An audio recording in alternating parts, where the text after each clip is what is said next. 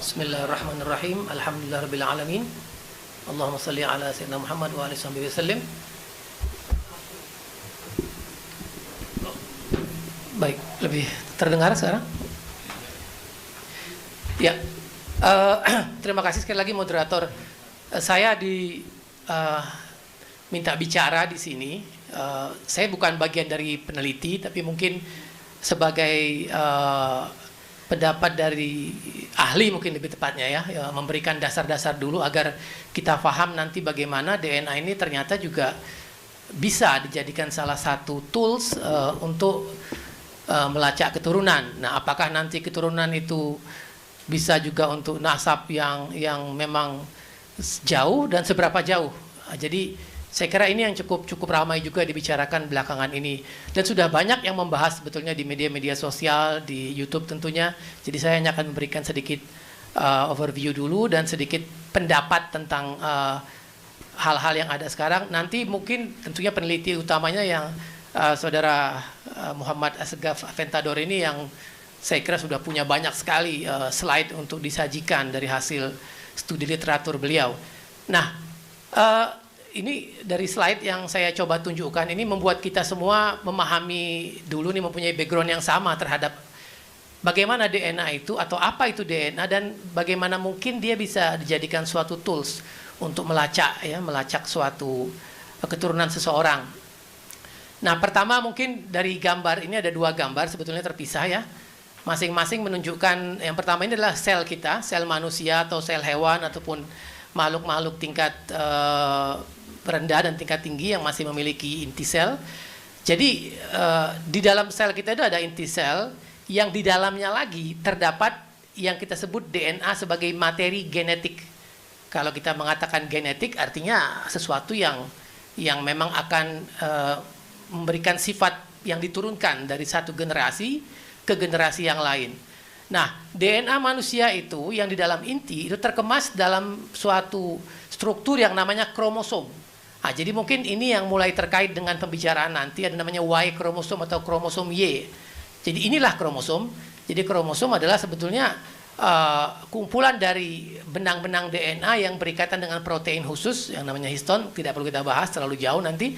Tapi artinya dalam kromosom ini terdapat untayan DNA kita yang di dalamnya itu punya nukleotida atau yang kita sebut dengan pasangan-pasangan basa yang mempunyai kode.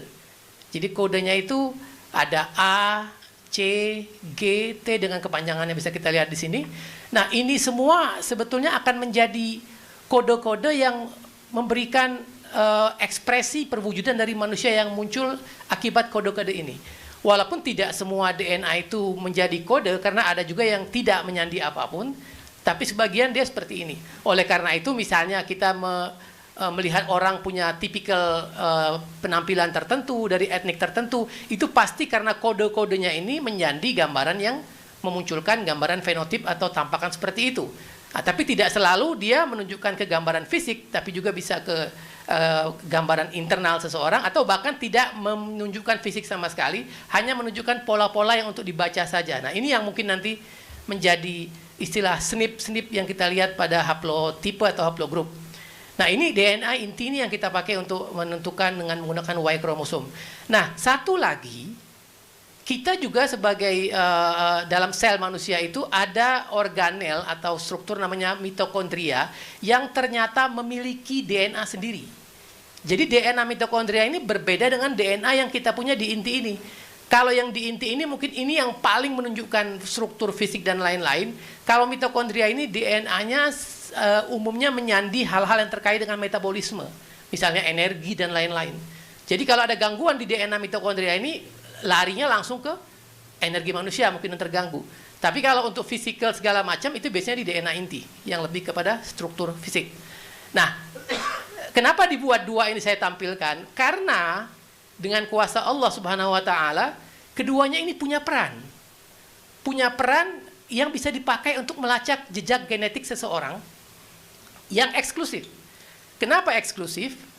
Karena kalau dari kromosom yang Y pada DNA inti ini, itu bisa dijadikan untuk melacak keturunan dari jalur laki-laki saja, kalau DNA mitokondria bisa digunakan untuk melacak dari jalur ibu saja. Artinya kita diberikan Allah dua tools, dua kemampuan buat melacak keturunan baik dari jalur ibu secara eksklusif maupun dari jalur ayah secara eksklusif. Nah, saya tampilkan sedikit di sini sekedar untuk menunjukkan bagaimana sih kromosom yang kita sebut sebagai autosom itu yang dalam inti ini ya, autosom. Kita punya 46 kromosom ya. 46, 23 pasang sebetulnya. Nah, kalau kita lihat mereka berpasangan. Nah, setiap kita janin yang baru atau pembuahan, setiap pembuahan, kita mendapat satu pasang dari ayah, satu pasang dari ibu. Jadi yang tampak dua sepasang ini masing-masing dibawa dari bapak dan ibu. Walaupun nanti tidak serta-merta dia hanya satu-satu seperti ini, kadang-kadang dia bertukar informasi. Jadi misalnya dari bapak yang kiri, dari ibu yang kanan, tapi ternyata ada juga dia saling bertukaran antara yang sepasang ini. Sehingga timbul pola yang mozaik. Oleh karena itu, jalur ini sangat sulit dipakai kalau untuk melacak DNA yang jauh keturunan. Karena bercampur terus. Jadi kalau untuk 1, 2, 3 generasi masih mungkin, tapi makin jauh dia makin terdelusi, makin hilang. Karena setiap ada pembuahan, terjadi percampuran dari bapak. Jadi mungkin pertama dia dapat 50-50, keturunan kedua tinggal 25-25. Makin ke bawah makin berkurang. Nah, oleh karena itu ini yang menyebabkan tidak mungkin digunakan DNA autosom ini kalau untuk melacak nasab yang jauh, tapi kalau yang dekat masih bisa untuk konfirmasi anak ke ayah atau ke kakek, bahkan masih memungkinkan. Walaupun sekali lagi dengan ini merupakan tool yang kita pakai di sini. Nah, kalau perwujudan fisik mungkin ini juga yang akan dapat dari sini.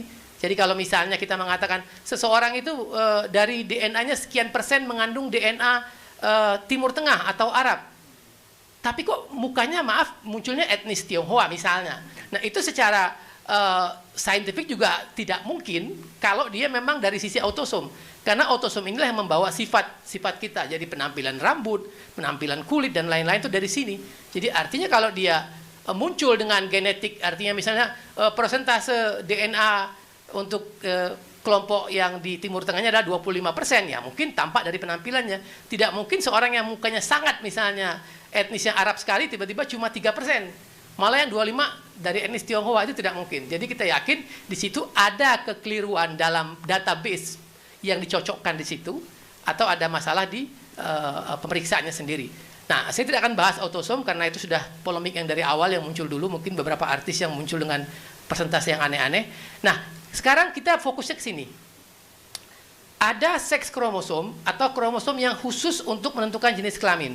Beda dengan autosom tadi. Nah, pada yang laki-laki kita semua sudah tahu, kita ini membawa sepasang, ada X dari ibu, ada Y atau Y dari ayah. Jadi Y pasti dari ayah karena ibu nggak punya Y. Jadi kalau kita dapat Y selalu dari ayah. Nah, oleh karena itu Y ini akan terus diwariskan dari ayah laki-laki ke anak laki-laki, dan itu seterusnya. Tidak pernah bercampur dengan X. Kalau autosom tadi kan kita tahu karena sepasang dia bisa bercampur karena dia sama sifatnya. Tapi kalau yang ini nggak mungkin karena Y dan X ini berbeda struktur, berbeda sifat. Walaupun ada bagian dari Y sedikit yang namanya par, saya kira nggak perlu bahas jauh-jauh juga, yang bercampur dengan X, tapi itu tidak kita ukur yang dalam pengukuran haplotip dan lain-lain. Jadi dia ada daerah par sedikit, tapi umumnya yang kita jadikan patokan kita untuk gen dan untuk pemeriksaan nanti haplotipe dan lain-lain, itu tidak bertukar dengan X. Sehingga selalu dia eksklusif turun-temurun ke bawah dari ayah ke anak laki-laki. Nah ini mungkin sedikit untuk menggambarkan perbedaan tadi antara yang mitokondrial DNA dan Y-DNA. Kalau Y-DNA itu selalu dari jalur ayah, sedangkan mitokondrial DNA selalu dari jalur ibu. Artinya apapun perubahan misalnya di nenek ini, dia ada perubahan misalnya DNA-nya kalau kita anggap kodenya gampang, misalnya A, G, C, T ada 4 kita hitung seperti itu. Lalu dari anaknya ini ada perubahan, ada mutasi, ada perubahan DNA jadi A, G, C, C misalnya. Nah, yang C perubahannya itu akan terus terbawa ke bawah. Nanti misalnya di bawah muncul lagi yang lain, mutasi baru lagi. Nah, itu lama-lama membentuk suatu gambaran marker tersendiri, baik yang di mitokondria maupun yang di kromosom. Nah, makin banyak mutasi tadi yang kita sebut dengan istilah SNP ya atau single nucleotide polymorphism, itu akan membentuk suatu karakter yang bisa kita petakan. Nah, inilah yang disebut sebagai haplotipe atau haplotype. Jadi perubahan-perubahan SNP yang terangkai jadi satu yang diturunkan terus-menerus itu yang disebut sebagai haplotipe. Nah, itu pada satu orang. Kalau beberapa orang memiliki pola yang sama atau gambaran marker yang sama, namanya haplogroup. Nah, jadi haplogroup yang kita sebut haplogroup Y itu karena sekelompok orang sudah membawa haplotipe yang sama tadi. Akibat apa? Akibat perubahan DNA atau mutasi DNA yang diwariskan terus-menerus. Nah, mungkin yang perlu kita pahami, apabila terjadi mutasi di jalur ini, misalnya kakek yang kelima ini, maka mutasi itu akan terus dibawa oleh anak ini bawahnya. Nanti mungkin di generasi yang ketiga ini muncul mutasi baru lagi. Berarti generasi keempat akan membawa dua mutasi. Satu dari kakek pertama, satu kakek kedua. Nanti misalnya keturunan keempat membawa satu lagi. Nah, itu membentuk mungkin ada 5 mutasi pola. Nah, itu sudah menjadi haplotipe biasanya. Nah, jadi itu seperti itu. Makanya akhirnya dikatakan untuk kromosom X ini dia bisa melacak nasab yang cukup jauh karena memang dia tertelusur terus sampai ke atas. Begitu juga mitokondria. Nah, seberapa cepat laju mutasi ini? Nah, itu theoretical. Artinya ada pembuktian tapi tetap tidak jadi satu suara. Ada beberapa formula, ada beberapa laju mutasi yang disepakati. Tapi kadang-kadang dalam publikasi itu masih berbeda-beda sedikit, walaupun mungkin perbedaannya nggak signifikan kalau dihitung menggunakan misalnya satu mutasi satu SNP itu dalam 3 generasi muncul biasanya. Nah itu dari pemeriksaan penelitian biasanya. Nah saya kira inilah cukup menggambarkan bagaimana kalau kita bisa meyakini bahwasanya dengan kromosom Y kita bisa melihat nasab jauh. Nah, soal akurasi nasab jauh tadi, menurut kami dari dunia saintifik, sebetulnya bukan dari metode pemeriksaannya lagi, atau dari benar tidak pemeriksaannya, karena kita ketahui sekarang ini bukan lagi teknologi yang canggih sekali, sudah banyak sekali lab yang bisa, sudah punya tool-tool yang cukup terstandar. Nah, yang menjadi masalah adalah kalau dia nasab jauh, pengakuan tentang siapa yang diperiksa ini itu jadi masalah. Nah, jadi mungkin intinya DNA ini membutuhkan suatu justifikasi. Nanti saya akan berikan di slide berikutnya. Nah, ini mungkin slide pamungkasnya barangkali karena saya tidak akan panjang-panjang. Dari kita sebagai saintifik tentunya kita tahu bahwasanya ilmu itu dibukakan oleh Allah sesuai dengan masanya. Saya sangat yakin itu. Kenapa sekarang DNA jadi dibuka oleh Allah dengan jelas makin lama makin tahu? Karena memang sudah waktunya kita bisa. Kalau dulu mungkin akan geger barangkali ya. Jadi pelan-pelan Allah itu kasih kita kemampuan buat memahami ilmunya sedikit demi sedikit. Dan sekarang sudah saatnya kita paham ini. Artinya memang Allah bukakan semua di sini. Dan mungkin masih ada yang belum terbuka, kita belum tahu. Ke depan akan ada lagi. Tapi artinya ini sudah saatnya. Nah, yang jadi prinsip saya adalah sebagai saintis yang beriman insya Allah, apabila pemahaman saya terhadap saintifik ini bertabrakan dengan dalil nakli Al-Quran, maka saya akan mengalahkan logika saya dalam saintifik dan mengikuti Al-Quran. Itu yang saya pegang. Tapi ya mungkin tidak semua saintifik seperti itu. Karena ini akan muncul seperti yang tadi. Misalnya DNA mitokondria sebagai contoh. Para peneliti yang percaya evolusi itu mengatakan mitokondria itu tadinya makhluk sendiri yang masuk ke dalam sel makhluk tingkat tinggi yaitu seperti manusia misalnya, lalu numpang hidup di situ. Jadi ibaratnya mitokondria itu makhluk khusus seperti bakteri, karena dia punya DNA sendiri kan. Jadi dia sudah ada sendiri, tapi dia hidup numpang di makhluk yang lebih tinggi seperti manusia misalnya, untuk bersimbiosis mutualisme, saling menguntungkan. Kita mendapat energi dari dia, dia mendapatkan beberapa protein yang kita ciptakan dari DNA inti yang dia nggak punya. Memang seperti itu interaksi dalam tubuh kita. Artinya dalam sel kita itu mitokondria menghasilkan protein yang kita butuh dan energi, tapi dia sendiri memanfaatkan DNA kita untuk kebutuhan dia. Sehingga itu dianggap sebagai simbiosis. Nah, saya sebagai ilmuwan muslim tentunya melihat itu sebagai ilmu, tapi tidak meyakini itu. Artinya itu menafikan tentang munculnya manusia pertama yang kita yakin dari Al-Quran sebagai Nabi Adam tadi. Tapi sebagai saintifis mungkin sebagian masih tetap menganggap itu suatu yang perlu diyakini. Nah, begitu juga dengan DNA seperti ini. Jadi kalau kita yakin misalnya Nabi Adam memang dari perhitungan sekarang perkiraan mungkin sekitar 200.000 lebih lah dari tahun sekarang, 200.000 tahun munculnya. Nah, terus-menerus sampai ke sekarang sudah cukup banyak generasinya. Tentunya itu akan membuat pola mutasi yang sudah cukup banyak. Nah, itulah yang akhirnya membuat para saintis akhirnya mengelompokkan menjadi pola-pola khusus atau marker-marker khusus yang sudah menjadi suatu nama-nama haplogroup yang kita tahu. Dari A, B, C, sampai macam-macam.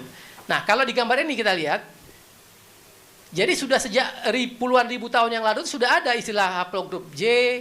Maksudnya sudah diperkirakan munculnya di masa-masa itu ya, walaupun sekarang sudah orang menemukan. Tapi dari masa-masa itu sudah diperkirakan ada kelompok-kelompok ini. Jadi kalau Anda mengatakan J1, itu sudah puluhan ribu tahun sebelum Nabi Ibrahim misalnya. Sudah ada di situ. Nah, jadi kalau saya tunjuk gambar ini, kita lihat ada misalnya ada sekelompok manusia atau populasi di masa lalu sebelum masa Nabi Ibrahim. Itu sudah ada peta-peta seperti ini, J1, J2, R, dan lain-lain. Nah, salah satunya inilah yang merupakan haplogroup dari Nabi Ibrahim. Tapi kita kan tidak tahu, karena kita tidak pernah punya akses untuk memeriksa DNA Nabi Ibrahim. Begitu juga dengan kelompok-kelompok yang lain, misalnya dari bani-bani yang lain yang bukan dari Nabi Ibrahim. Itu juga mewarisi atau membawa haplogroup tertentu. Nah, Nabi Ibrahim kita tahu menurunkan Bani Israel dari Nabi Yakub dan Bani Ismail yang menjadi Rasulullah. Dan ini pun kita semua tidak bisa mengetahui apa sebetulnya haplogroup mereka. Walaupun kita tahu kalau dari Nabi Ibrahim sudah punya haplogroup tertentu, pasti ini akan mewarisi haplogroup yang sama. Karena dari jalur laki-laki. Nah, masalahnya kita berada di sini sekarang. Jadi kita anggap aja misalnya yang Ba'alawi dan Qabail lain yang Husaini atau Al-Hasani, itu kita ada di sini sekarang. Jadi ternyata misalnya ada yang mengatakan ini saya dari keturunan Sayyidina Husain misalnya, dari Ba'alawi atau dari Qabail yang lain. Diperiksa pertama kali misalnya yang di family tree mereka mendapatkan dari keturunan Sultan Yordan ya kalau nggak salah ya. Dan ternyata yang periksa itu haplogrupnya J. Jadi artinya saat ini kita mendapatkan ada yang mengatakan dia keturunan dari Rasulullah atau Bani Hashim atau Imam Ali dari J1 haplogrupnya. Nah, di sini kita untuk memastikan apakah benar J1 ini punya dari Imam Ali maupun dari naik ke atas sampai ke Nabi Ibrahim, tentunya kita nggak punya pembanding. Kita nggak punya database DNA dari Nabi Muhammad, dari Nabi Ismail, dan nggak ada. Akhirnya tentunya kita akan mencari kelompok-kelompok terdekat yang mengaku keturunan yang sama misalnya. Lalu kita dapatkan, oh ternyata kok berbeda. Ada yang mengaku juga dia keturunan dari Al-Husain, tapi dia membawa haplogroup misalnya E atau G misalnya. Nah ini membuat kita menjadi bingung. Berarti ada perbedaan. Nah, bagaimana kita memastikannya lagi? Makin bisa kita mencari pembanding yang kita anggap memiliki pola yang diturunkan dari tokoh yang atas yang sama, itu bisa kita pakai. Nah, makanya mungkin polemik ini muncul karena kita paham penelitian tentang haplogroup ini yang dilakukan oleh kelompok-kelompok di dunia barat sana untuk melacak tentang keturunan orang-orang Bani Israel dari keturunan Nabi Harun dan lain, itu sudah berjalan bertahun-tahun. Nah, karena logikanya adalah mereka, kalau betul artinya mereka dari keturunan Nabi Harun misalnya, ini memiliki haplogroup tertentu, logikanya pasti adalah yang keturunan Nabi Ibrahim dari jalur Ismail dan Muhammad pun, Nabi Muhammad itu harusnya memiliki pola yang hampir serupa. Nah, oleh karena itu, akhirnya saat ini mungkin yang menjadi perdebatan adalah kenapa dikatakan kalau dia J1 atau J2, ini sebenarnya J1 ini yang besar sekali, di bawahnya ada klit-klit lagi, subklit lagi yang menjadi cirinya. Tapi kita anggap aja gampangnya, kalau dia keturunan Nabi Ibrahim atau Nabi Ismail atau Nabi Muhammad karena sejalur, harusnya dia J1, karena tadi di antara tiga tadi J1 misalnya R dan G, ternyata di kelompok yang Yahudi ini atau Bani Israel mereka umumnya J. Oh, berarti karena memang satu arah dari Nabi Ibrahim, sebagai sepupu kita berharap seharusnya yang dari keturunan Nabi Muhammad pun membawa J sebagaimana sepupunya di kelompok Yahudi ini. Itu yang menjadi ide. Nah, itu mungkin logika yang paling linier lah, paling gampang untuk memahami mengapa jadi bisa menggunakan pembanding seperti itu. Artinya kita memang mengatakan, oh nggak mungkin dong menggali kubur para leluhur, itu nggak pantas. Benar, tapi bisa nggak kita cari petanya? Bisa, dengan cara membandingkan dengan kelompok-kelompok yang kita anggap masih punya jalur yang sama mungkin dari sisi haplogrup. Nah, ada nggak kelemahannya? Ada. Kelemahannya adalah sama tadi ya. Misalnya gini, kalau dari keturunan Nabi Muhammad saja yang hanya mungkin baru 40 sampai 45 generasi sudah tampak perbedaan seperti ini, artinya ada bermacam-macam haplogrup. Padahal kita tahu kobail-kobailnya dari keturunan Rasulullah itu sebagian besar cukup rapi dalam menjaga catatan nasabnya ya. Dia punya banyak sekali itu. Bagaimana dengan kelompok Yahudi ini yang nyandarnya ke Nabi Harun? Kan mereka mengaku Kohani misalnya, itu kelompok keturunan Nabi dari Nabi Harun ya, para pendeta. Mereka jauh lebih panjang lagi perjalanan nasab dibanding yang dari Rasulullah ke keturunan sekarang. Nah, sedangkan mereka ini dari hasil penelitian, nah saya langsung bawa ke penelitian, mungkin Fetandor akan bahas lebih jauh. Nah, penelitian selama ini yang dilakukan untuk membuktikan apa sebetulnya pola haplogrup dari kelompok Kohen atau keturunan Nabi Harun ini, mereka mengambil kelompok-kelompok yang memang dikatakan secara eksklusif menjaga keturunan, tapi tidak seperti kita yang mempunyai misalnya pencatatan nasab sampai ke Harun misalnya. Itu tidak ada biasanya. Karena nanti kita lihat dalam paper dikatakan bagaimana dia menjustifikasi ini keturunan Harun dari kata-kata bin sampai 3 kali misalnya. Dia siapa, ayahnya siapa, kakeknya siapa.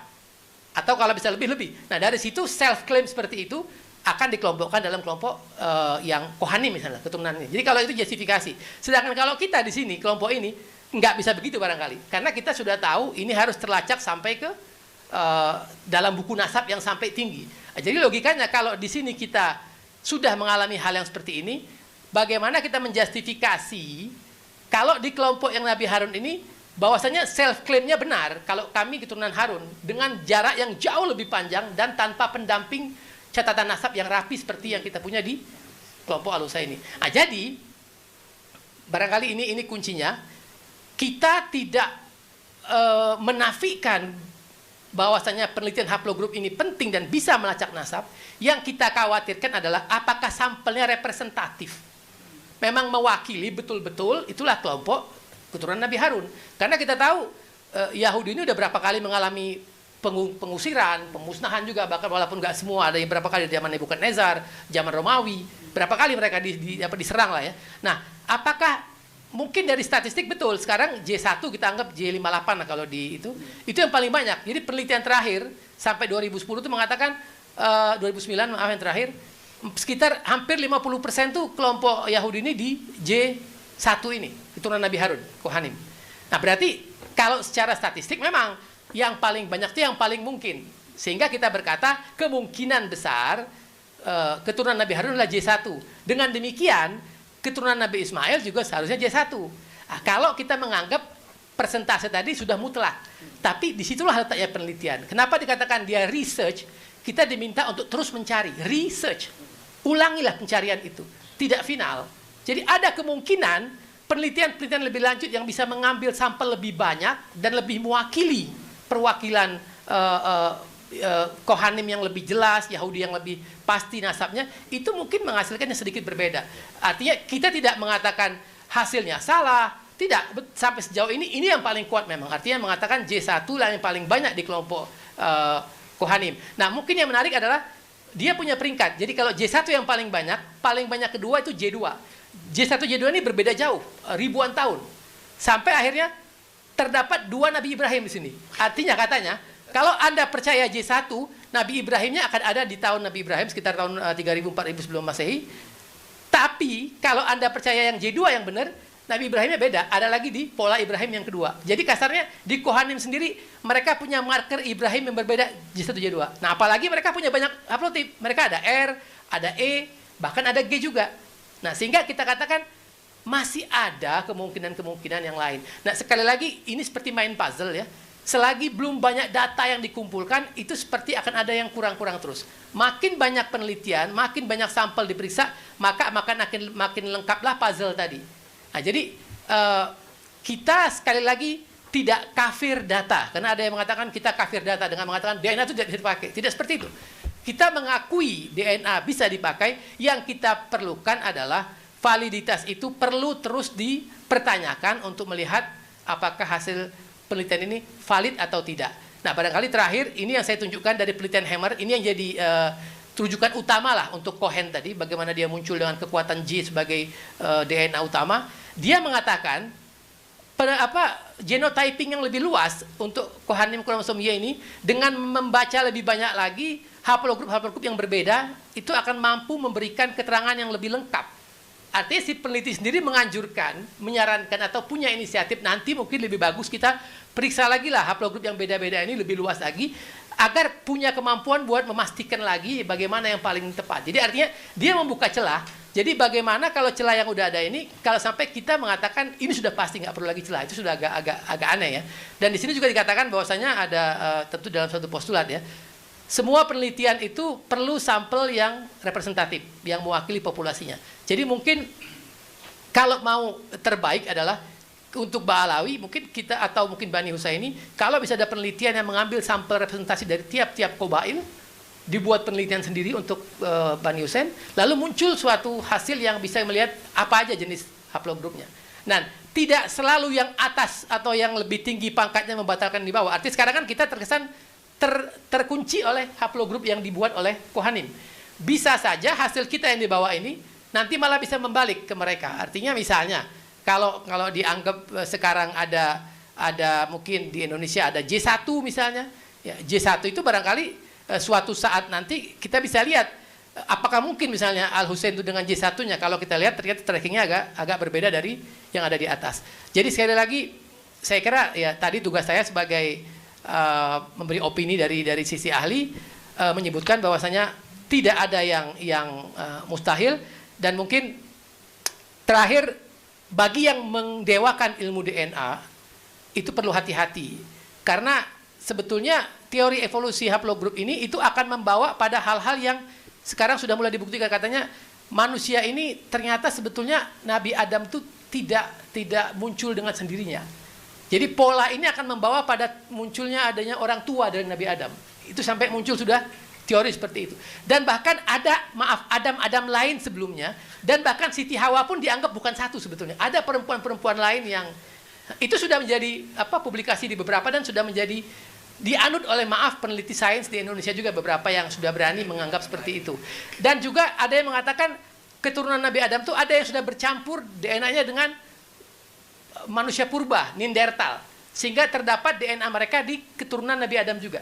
Nah, hal-hal seperti ini barangkali kalau saya pribadi sebagai saintis di bidang DNA, karena bertentangan saya katakan tadi, begitu ilmu ini, walaupun saya mengakui ini ilmu yang terbuka ada datanya, tapi tidak sejalan dengan dalil naqli Al-Quran, saya tidak berani meyakininya. Jadi lebih baik saya dikatakan kafir data daripada kafir sebenarnya, karena saya mendustai Al-Quran. Saya akan mungkin cuma itu dari saya. Mudah-mudahan ada manfaatnya. Assalamualaikum warahmatullahi wabarakatuh.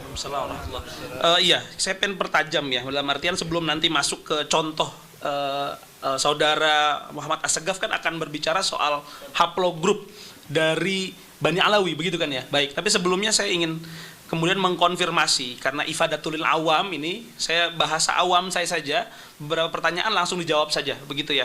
Baik, tapi sebelumnya saya ingin menjelaskan begini, bahwa DNA itu ini berbeda dengan isbat nasab berarti ya. Kalau DNA itu bisa melihat anak secara biologis. Ya. Tapi nasab itu berbeda. Karena misalkan ada anak zina itu juga bisa dideteksi dengan DNA. Ya. Begitu betul ya? Dari sisi tinggi gitu ya. Baik, baik. Jadi anak zina bisa dideteksi dengan DNA, tapi nasab belum tentu dapat waris kan begitu ya? Nasab nggak diakui. Baik, siap. Nasab belum diakui. Baik. Selanjutnya pertanyaan saya, tahun berapa sih dimulai untuk mengidentifikasi DNA? Apakah ada datanya misalkan dari 500 tahun yang lalu, atau pada masa modern awal misalkan di abad 13-14, atau seperti apa? Penelitiannya mulai kapan? Ya. Kalau DNA sendiri ditemukan baru beberapa puluh tahun terakhir ya. Berapa tahun terakhir? Tahun-tahun 80-an, saya lupa tahun tepatnya. Nanti saya di framing kalau saya salah nih kan. Baik. Banyak yang merekamin sebetulnya. Baik. Ya intinya DNA sendiri secara struktur yang detail bisa dibuktikan secara molekuler itu ya beberapa puluh tahun terakhir. Berapa tahun terakhir? Artinya penelitian ini berkembang seiring dengan kemampuan kita melacak tadi. Misalnya haplogrup ini belum lama sebetulnya. Baik. Lalu data yang kemudian diambil, misalnya dia keturunan Harun, itu data dari mana ambilnya? Nah itu tadi, karena kita tidak mungkin kalau ada yang kita belajar tentang fosil ya, keturunan, kita mendapatkan tulang belulang dari misalnya Dinosaurus. terlalu jauh barangkali karena ini manusia. Baik. Misalnya ada manusia purba di Indonesia misalnya, kita pengen tahu apakah dia termasuk manusia yang golongan dari Homo sapiens sekarang, nah, kita bisa ambil dari tulangnya. Baik. Itu bisa. Seberapa juta tahun yang lalu misalnya kalau masih baik kondisinya itu masih bisa, tapi kalau sudah rusak mungkin akan sulit. Kalau manusia bagaimana? Kan Nabi Harun itu bagaimana? Data Nabi Nah Harun. tadi karena kita tidak mungkin menemukan fosilnya, maaf nih, dari Nabi Harun tentunya. Paling tidak kalaupun ada orang-orang yang dianggap sezaman, ada tulang yang secara ukuran periksaan karbonnya misalnya ini sudah memiliki usia selevel dengan Nabi Harun. Tapi apakah betul itu dari sekitar itu kita belum tahu. Jadi tadi dia menggunakan pembanding. Jadi artinya dianggap kalau kita menemukan orang-orang yang mengaku keturunan Nabi Harun, maka apapun haplogrup yang terbanyak di situ, itu yang asumsi sekarang. Baik. Oh, jadi misalnya ada 1000 orang ngaku keturunan Nabi Harun, Baik. 500 diantaranya haplonya J. Iya. Oh, berarti kemungkinan besar J. Baik, tapi itu baru dimulai kira-kira beberapa puluh tahun belakangan baru ini. 10-20 tahun terakhir. Baik, oke. Selanjutnya, kalau logikanya seperti itu, apakah kemudian DNA-nya Bani Alawi, misalkan begitu, itu sama dengan DNA-nya keturunan Yahudi karena sama-sama masuk dalam haplogrup yang sama, yaitu Ibrahim? Kalau memang Yahudi yang kita mau bandingkan betul-betul keturunan Nabi Ibrahim, Ya. dan kalau benar Ba'alawi keturunan Nabi Ibrahim, seperti itu ya kita ngomongnya. Ya, seharusnya kan logikanya saya ngomong seperti itu ya. Muhammad Iya. lalu ke Ismail ke Ibrahim. Ya, dari gambar ini seharusnya mereka memiliki haplogrup yang sama atau paling enggak di kleit-kleit yang mendekati satu sama lain. Itu yang seharusnya. Berarti lalu Kalau kemudian sampelnya benar. Kalau sampelnya ya, benar. makanya nanti justifikasinya bagaimana? Baik. Misalnya kita mau tahu Anda benar nggak keturunan Rasulullah, dari mana? Dari nasab kan? Dari buku nasab. Bisa kita pegang. Tapi Baik. yang dari Cohen tadi, mereka tidak punya itu, mereka cuma self claim 3 generasi ke atas. Nah, Baik. ya kita bisa lihat mana yang lebih rapuh sebetulnya. Apakah mereka yang punya kekosongan lama seperti ini atau kita? Baik, karena kemudian ada tanggapan bahwa misalkan salah seorang dari Bani Alawi itu punya haplogrup yang sama dengan ini misalkan gitu. Itu bisa saja terjadi ya dengan Yahudi misalkan. Itu bisa saja terjadi begitu ya. Bisa terjadi, bahkan sesama keturunan Husain pun bisa ada Baik, perbedaan. hanya saja kemudian yang kemudian dipertanyakan betul nggak data atasnya? Ya, artinya apakah kita mau berpatokan Yahudi ini pasti benar sehingga Baik. kita mengatakan kalau beda dengan mereka kita salah. Baik. Atau Berarti kita ini- mengatakan mereka mungkin saja ada celah lain karena 50% yang benar, 50% lagi masih ada membuka kemungkinan. Baik. Apa belum? Lalu ini seperti metode Yai Imaduddin juga sebenarnya, musyajjar sama mabsud Betul, begitu ya. betul. Kalau yang atasnya bagaimana, yang bawahnya bagaimana? Pertanyaan selanjutnya, apakah kemudian ketika tools ini kan sudah berkembang 30 tahun nih, lalu data-data itu sudah ada untuk ke bawah. Misalkan nanti saudara Hanif punya anak, 10 tahun, 15 tahun yang akan datang. Bisa nggak kemudian itu dicek bahwa ini benar keturunannya saudara Hanif? Kalau sekarang Untuk yang masa depan ya? ya, kalau saya manggil Ustadz Hanif Karena ya, sudah ada sampelnya begitu. ya. Kalau Ustadz Hanif sudah pernah merisahkan DNA-nya dan terdata, nanti gampang saja mungkin keturunan yang jangankan cuma 10 keturunan, 20-30 tahun lagi, 20-30 generasi pun masih bisa menemukan apakah betul keturunan dari Oh baik. Tapi dari Ustadz sekarang ke bawah. ya, Kalau dari karena sudah pasti sini ada ke atas, kita bisa simpan data DNA-nya Oh, sudah. baik. Yang atas nggak ada, kita mesti melacak Baik. kemana-mana tadi. Baik, oke. Jadi itu ada kelemahan. Baik. Mungkin ada satu yang saya belum sebutkan tadi Ya. yang menyangkut tentang Al-Quran ya. Kita tahu bahwasanya dalam surah Al-Isra kan dikatakan Yahudi itu bangkitnya 2 kali ya, Baik. dan kalah 2 kali juga. Kalau kita melihat dalam surah Bani Israel itu berarti kan Quran yang mengatakan Bani Israel itu jelas keturunan Yakub ya. Artinya dia bukan dari, nggak mungkin Allah itu memberikan sesuatu yang tidak jelas di situ. Nah, kalau kita lihat sekarang kita anggap mereka kita walaupun banyak yang berpendapat apakah sekarang dianggap kebangkitan yang kedua atau sebetulnya sudah lewat atau mungkin belum. Kalau kita anggap misalnya ini kebangkitan kedua, mereka sudah kumpul dengan kekuatannya dan membuat kesalahan lagi tinggal nunggu kehancuran kedua. Nah, kalau di Israel sekarang sebetulnya DNA-nya paling beragam. Mereka paling banyak haplogrupnya, jauh lebih bervariasi dibanding DNA yang diperiksa di kemarin. Nah, kalau Allah menyebut mereka sebagai Bani Israel, artinya dalam Al-Quran pun ada kemungkinan kan di sini Bani Israel, tapi ternyata haplognya beda-beda. Baik. Dari isi Al-Quran sudah memungkinkan itu terjadi. Saya nggak mewakili mengerti apa maksud Allah tentu, tapi Baik. kita bisa berpikir di situ. Artinya tidak ada detail yang bisa memastikan karena toh Bani Israel pun sekalipun masih punya keragaman di situ sebagai bukti Baik. mungkin ya. Baik. Itu opsional seperti Baik, itu. cukup jelas ya. Mudah-mudahan sahabat-sahabat sekalian memahami ini begitu metodologinya.